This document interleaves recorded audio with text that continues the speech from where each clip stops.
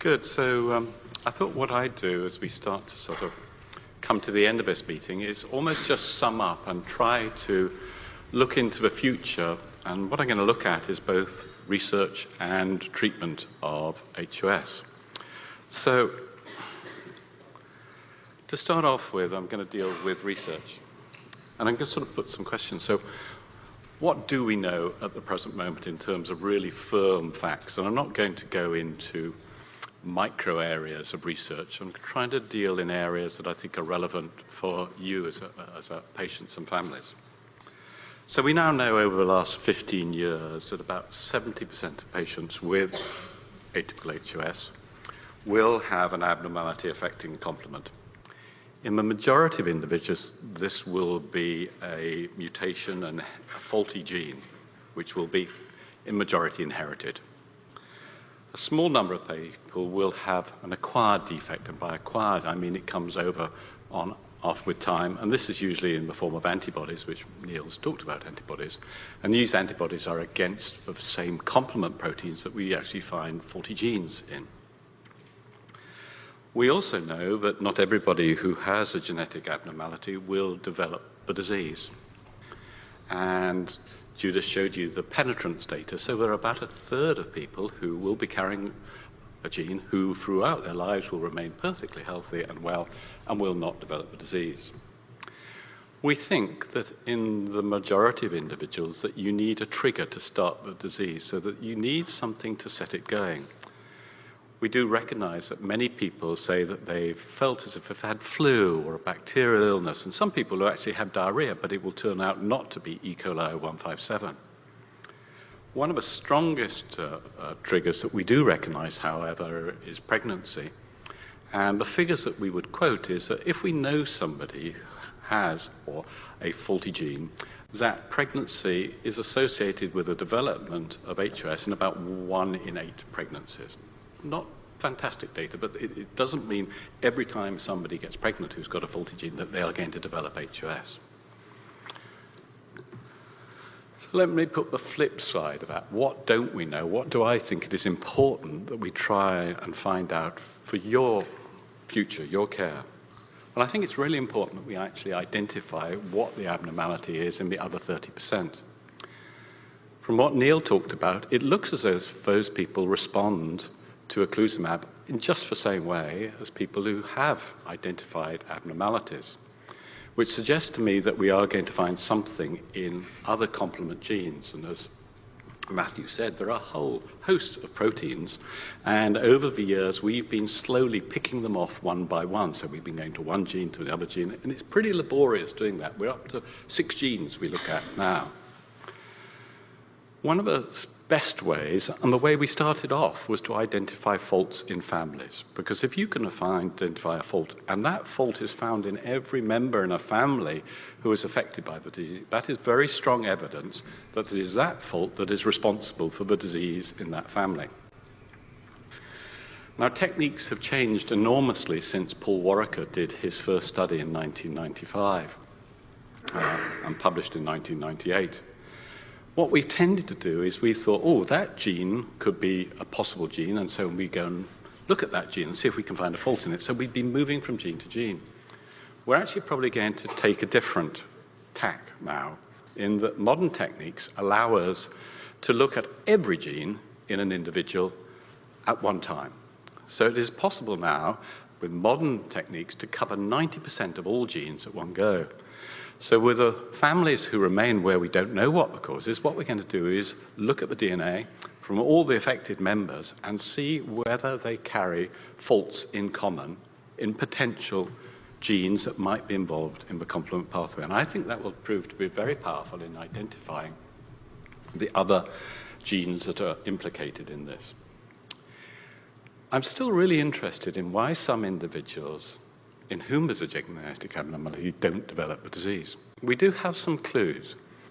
We do know that there are certain other genes, so let's say if you had an abnormality in factor H, we know that if you have a normally occurring variant, normally seen in a normal population in another gene called CD46, that can sometimes increase your risk of developing the disease.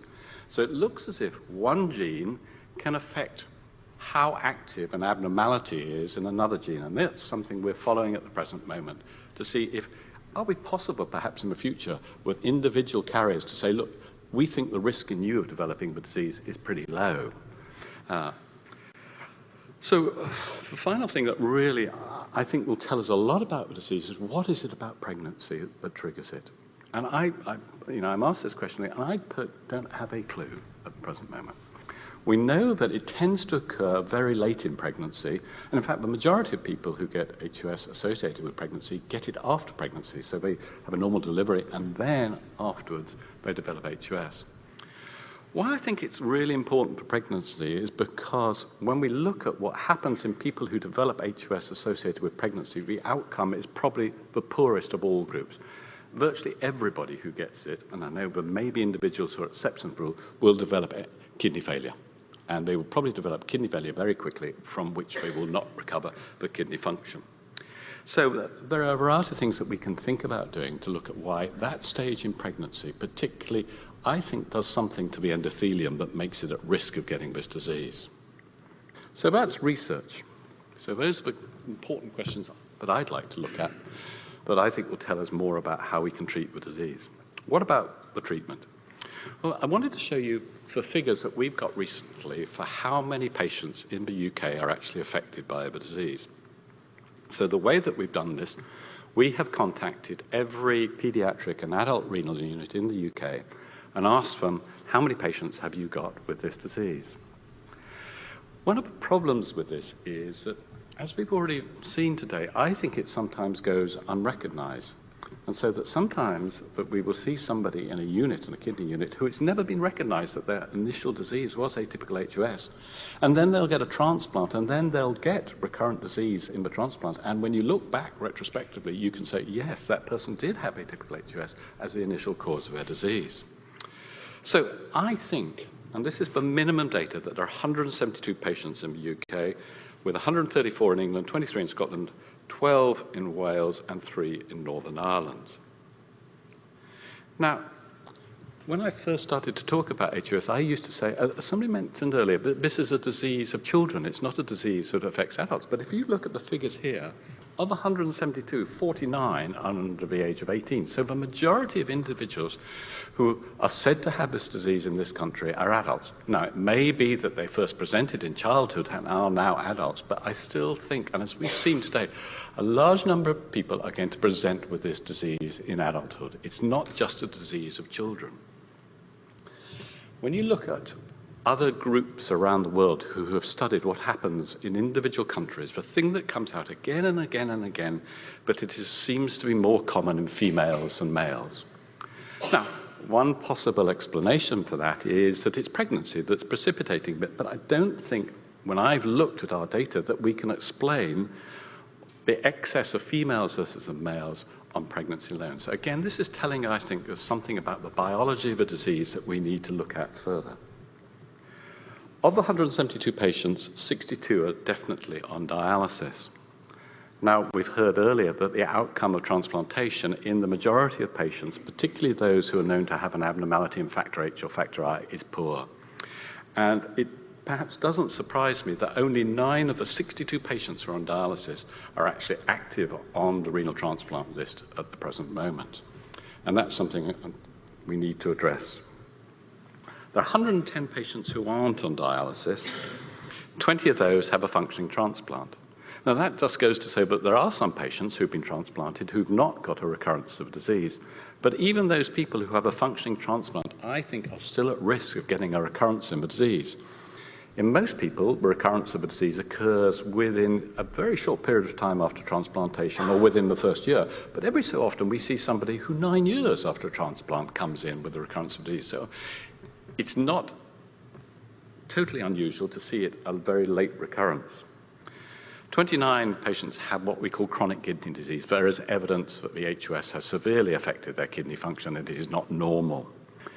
9 people, and these are mixture between those who've got a functioning transplant, those who've got normal renal function, and those with chronic kidney disease, are undergoing regular plasma exchange. Majority are undergoing plasma exchange once a week. Some are going once every 2 weeks, some 1 or 2 times a week. So there are, I think, 6 patients on eculizumab. We've seen one of them today. There are another 2 adults from the trials who have carried on after the trial had finished in an extension arm. And everybody who's on eculizumab from those trials is doing really well at the present moment. And what's come over from hearing the stories like we heard today, but also the people who are not here, is how much better they feel on eculizumab than they did before they were on plasma exchange. There are 3 children whose primary care trusts have agreed to fund the purchase of eculizumab. And there's one in London, I think there's one in Wales, and one in the southwest. On the other hand, there are another 3 PCTs, primary care trusts, who have turned down applications for eculizumab to be funded. So I'm going to come back to that in a minute. So the other thing I'm interested, so what I told you about in that last slide is what I would call the prevalence. How many people are there with this condition who are alive in the UK at the present moment, and what's happening to them? As we start to plan for the future, and particularly plan for how much eculizumab we might need to be prescribing, what I've been trying to do is get really good data on how commonly is this occurring. So this is what we call incidence, new cases. So what I asked renal units to provide me with was data for 2009 and 2010 of how many new patients presented with this disease that they could recognize as having the disease, and then I was interested in what happened to them. And in 2009, there were records of 11 new patients, and of those, 3 are on dialysis, 5 have a normal kidney function, but 2 of them are on regular plasma exchange. 1's been transplanted, and 2 have advanced chronic kidney disease. Now, there has been increasing interest in this disease, and I think clinicians, nephrologists, are starting to recognize it more. So it's perhaps not a surprise to me, but double the amount of patients in 2010 have been diagnosed with the disease. 3 are deceased, 5 are on dialysis, 8 have normal renal function, 2 again on plasma exchange, and 4 have advanced chronic kidney disease. Now, when you ask other groups around the world, what's the incidence, how many new patients do you see per year, they usually quote a figure of 1 per million population. So if we took the UK population of 60 million, we should be seeing at least 60 patients per year. Now, we're not seeing 60 patients per year, which makes me doubt and say either we're not recognizing this or the actual figures that are quoted elsewhere are wrong. I suspect that it's probably about 0.5 per million population, the incidence per year. And so what I'm doing in my head is working out how much is that going to cost if we treated every new patient who presented every year with eculizumab. So what do we know about the treatment at the present moment? Well, plasma therapy, I believe, is successful in only a minority of patients. The majority will develop end-stage renal failure. In those who it is initially successful, they will often need long-term treatment to prevent recurrent relapses of the disease, and we've heard about that already today.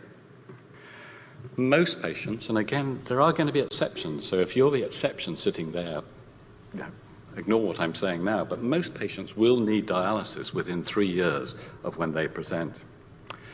And transplantation of a kidney alone in those who are now on dialysis has a poor outcome, particularly in those patients who have a factor H or factor I mutation, because of a risk of recurrence in the transplant. And when we look at the figures for factor H and factor I, the figures I give to an individual patient who's got one of those abnormalities is that you have an 80% chance of losing a kidney to recurrent disease within 2 years of transplantation. And so I think that probably goes to explain why so few patients are now still active on the transplant list. What else do we know? I think, as Neil pointed out earlier on, if you start eculizumab early enough, it can prevent the development of kidney failure in somebody who develops the disease for the first time. What I think is going to be crucial in the future is to recognize the disease as early as possible and treat it as early as possible to gain the greatest benefit from the drug.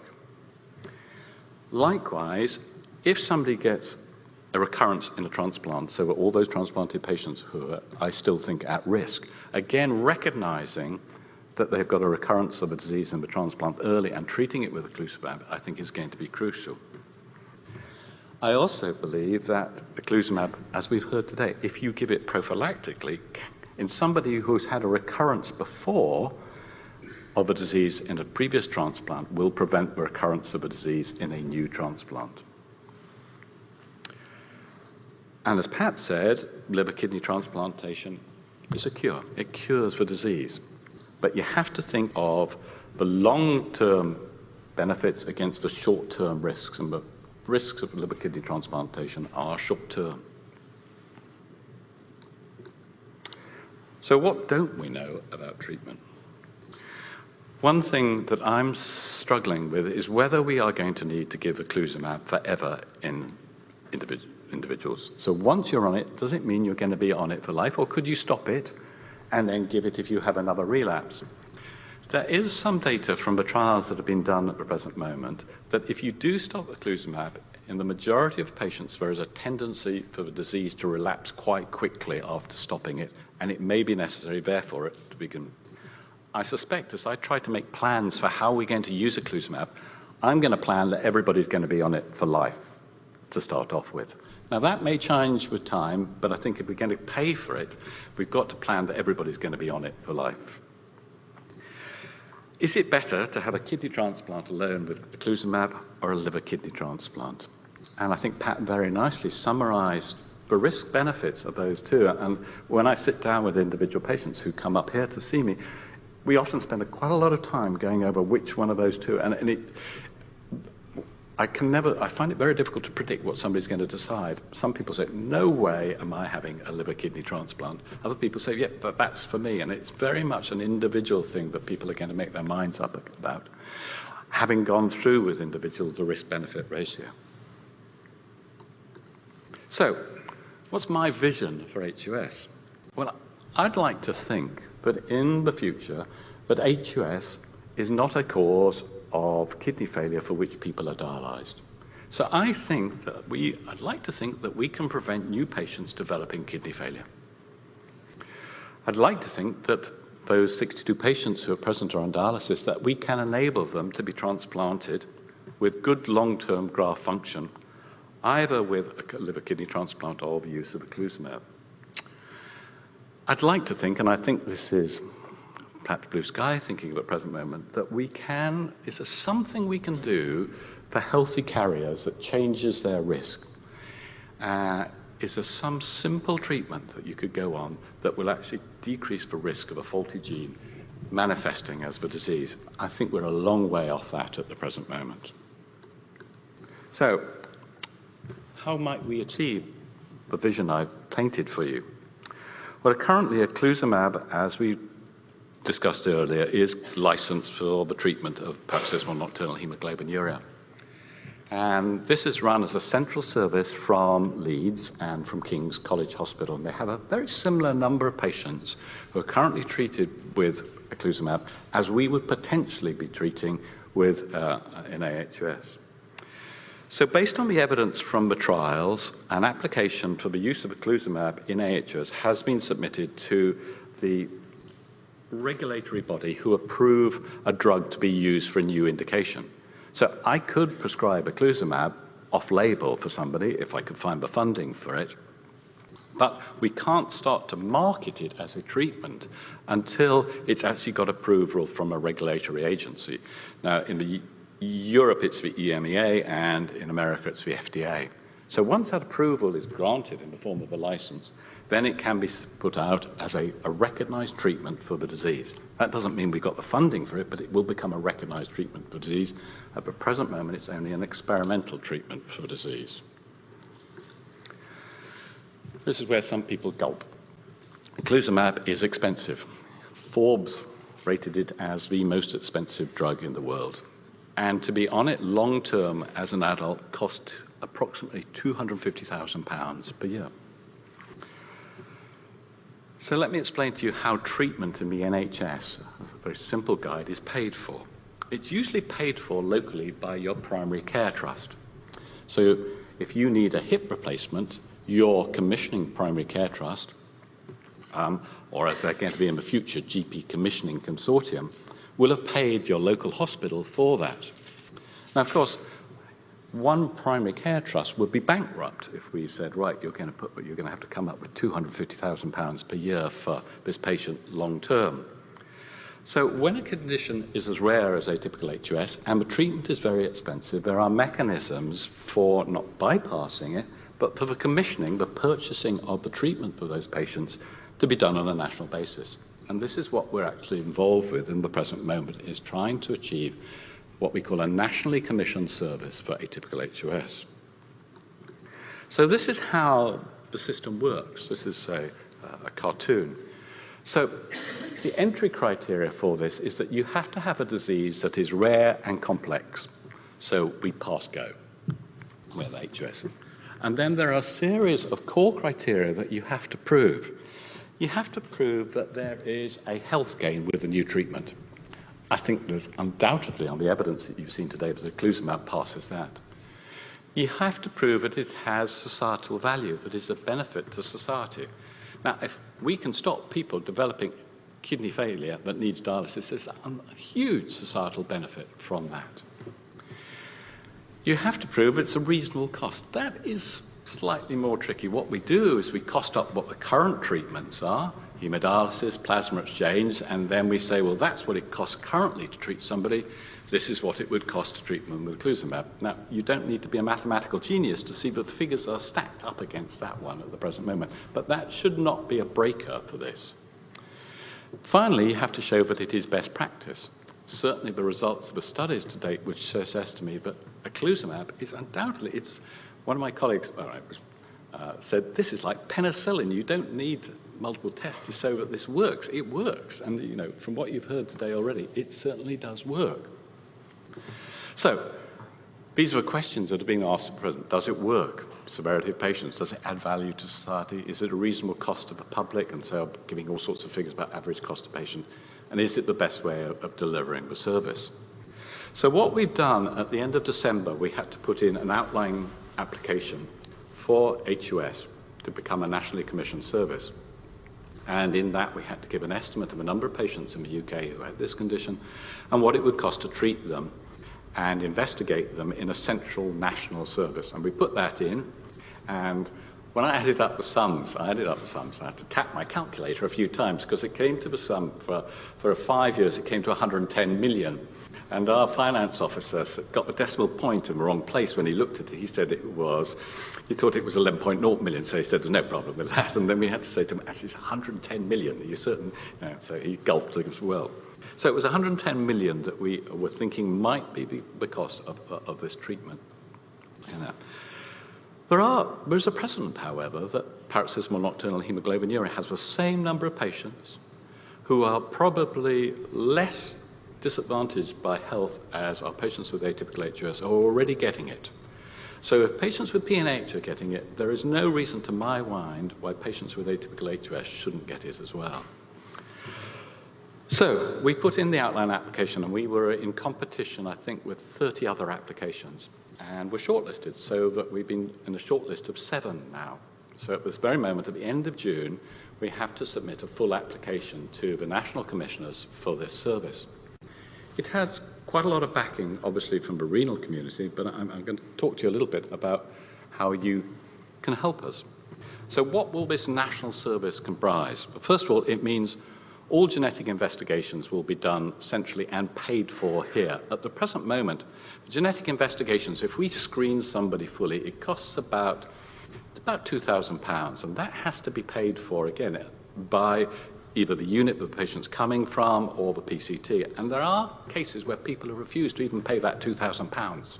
So that would be overcome, that would all be paid for centrally, so we would do it.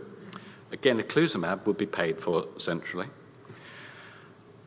To get that, the investigation and treatment would have to be shared between Newcastle, which is where the planned centre would be, and local renal units. So we will be working in a very much a shared care system already. And that's already going on because lots of you, I get phone calls a lot about lots of you in terms of what should I be doing, what's the next thing I should be doing for this person, what investigations do. So that's already happening to a degree. So we're going to formalise, in a way, what's already going on. It doesn't mean that individual patients will have to come to Newcastle. We, if this is successful, will be coming to you. So that if you live in Exeter, we'll be coming down to that region to do a clinic to see you and monitor you if you're on eculizumab. So that there's not going to be a travelling issue for people. So patients don't have to travel to Newcastle. So that's about what we're doing in terms, and I'll come back a minute about what I think you could be doing for us. So we'll hear about the outcome of that in September, and if we're successful, we would be able to start using eculizumab on a nationally commissioned service in April 2012, so next year. So what do I think about the options for patients who are currently on dialysis, those 62 patients? Well, they could go for a kidney transplant alone. I think the majority of patients are not opting for that because of a high risk of recurrence. You could, and there are a small number of people, very few in the UK, some in Europe, have gone for plasma exchange prior to a kidney transplant alone and then long-term. And in a few patients that has been successful, but in some of them they break through and get a recurrence of the disease. We've heard about combined liver-kidney transplant, and we've heard about the possibility of using kidney transplant alone with eculizumab given immediately prior to a transplant. And I think it's these two that are going to be the sort of the key treatments for the patients who are currently on dialysis. And obviously, time will tell which one proves to be the most beneficial treatment. Obviously, with eculizumab, it brings up the same question. If we transplant somebody with prophylactic eculizumab, do they need to be given it long-term? And I suspect we will probably be giving it long-term, but that may change with time. So this is my last slide. So what about, there's a series of patients who are going to be coming in as new patients, and I reckon it's going to be about between 30 to 40 patients a year as we start to recognize it. There are going to be patients who perhaps have chronic kidney disease or normal renal function who are going to relapse, and we're going to be some of the transplant patients who will get a recurrence. So what could we do for those? Well, we could give them plasma therapy acutely and possibly long-term, but I think the treatment of choice is going to be eculizumab. I really do, and I think that to treat people as quickly as possible is going to be a very important thing to do. But again, the question that comes to me, does everybody need long-term treatment? And I just don't have the answer to this. So, as I said, the application for national commissioning will be sent off at the end of this month, and it will then be considered by an advisory group called the Advisory Group for National Specialised Services, and they will make a recommendation to the Minister of Health. And the Minister of Health will look at that recommendation, but also look at other factors as well. No matter how much we as a profession say to ministers, MPs, it has very little effect. What you say to MPs and ministers has a huge effect. So that if you write to your MP and ask, is eculizumab going to be available for me if I have a transplant next year? And if not, why not? And that MP is mandated to actually raise that issue with the Minister of Health. And the Minister of Health then has to write back to the MP to say, give a reason for this. And it's the Minister of Health who will ultimately make the decision later this year whether this drug is going to be available for the treatment of atypical aHUS. So I think that we are going to be asking if you will support us in trying to get support from MPs, ministers for this treatment.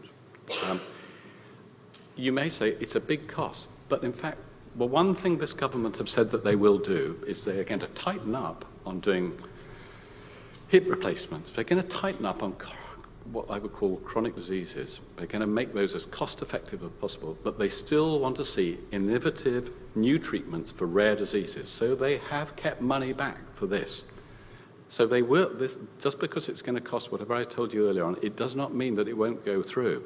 But what we have to do is adequately prove our case and adequately lobby and make certain that case is as well heard as possible.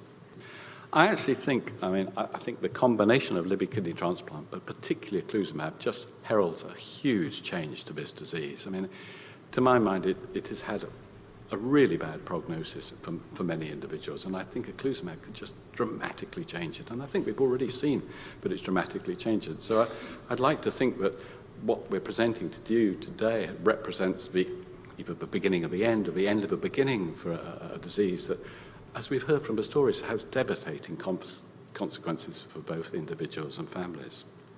So I'll be pleased to take any of your questions, but I've tried to sort of summarize where we are and where I think things are going. So thanks very much.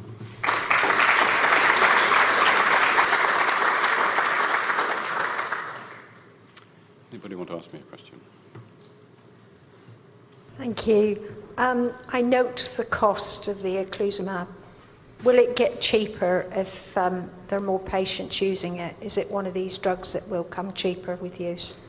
Well, the very nature of treating rare diseases with what we call orphan drugs is that they tend to be very expensive. What often happens, however, is that when you start to use an orphan drug, you find that it is relevant for other diseases.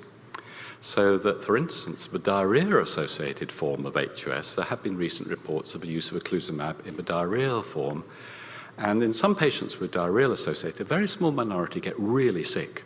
And it's been found that in those patients, and there was a report of this in one of our major medical journals, it seems to be having quite a dramatic effect.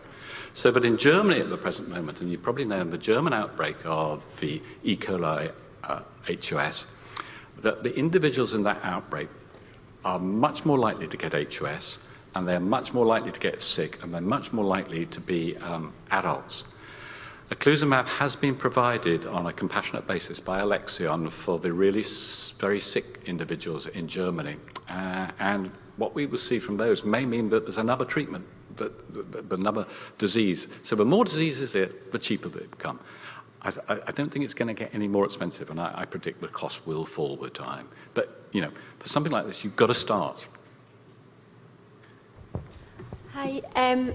It's just going back to the topic of the contraceptive pill again. It seems to be quite a popular thing in this room, and from, you know, I've had my condition for about 15 years now, and I've heard stories. And how seriously is it actually being taken as a trigger?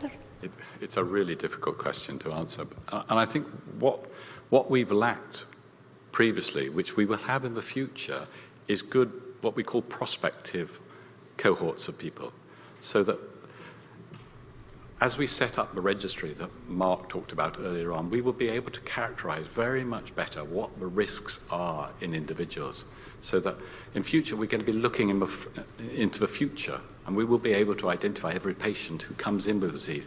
How many of them are? You know, I don't think I can answer either one way or the other about the oral contraceptive at the present moment. On the subject of triggers, could a common influence be hormones or hormone balance or imbalance, contraceptive pill and pregnancy? My aHUS trigger was around the time of the menopause in my early 50s. So we're talking about hormone imbalance there. One of the things we do know, and it's something that's interested me for a while, is that both estrogen and progesterone have quite a marked effect on endothelial cells, the cells that we were talking about earlier on that line blood vessels. And one of the things I've often wondered is whether changing levels of estrogens and progestogens can actually change the level at which a cell can become activated. It's a research question, but so I'm not giving you a clinical answer at the present moment, but I think your hypothesis is quite possible. Yes.